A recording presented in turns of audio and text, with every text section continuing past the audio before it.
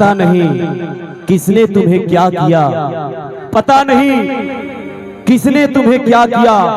और ये गुलाब के फूल मेरे तरफ से आई लव यू रिया।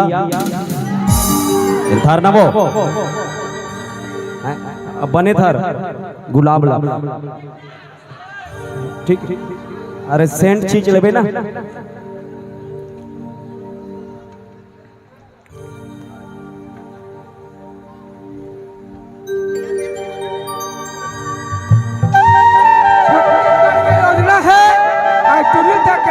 पटाना है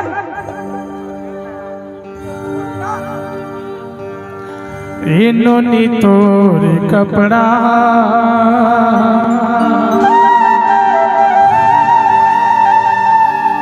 सब टूरा मन के लफड़ा है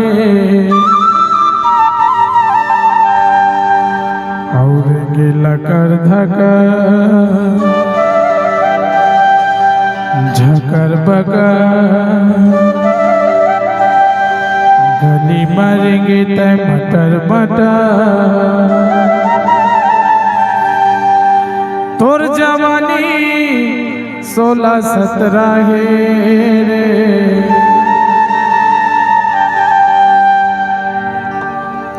नोनी तोर कपड़ा सब टूरा मन के लफड़ा है नोनी तोर कपड़ा सब टूरा मन के लफड़ा है भर गीत मटर मटर कदा कर बकर भर गीत मटर मटर। और जवानी 16-17 है रिया तोरी कपड़ा सब टूरा मन के झगड़ा है नोनी तोरी कपड़ा सब टूरा मन के लफड़ा है।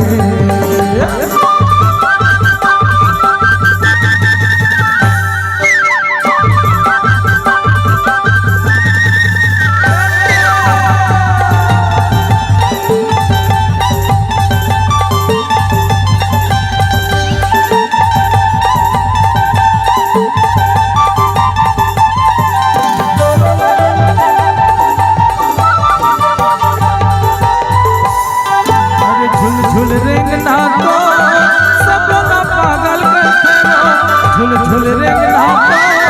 सपना पागल पातर कन्या जबाले पूरा मन भरते हो पातर कन्या जबाले पूरा मन भरते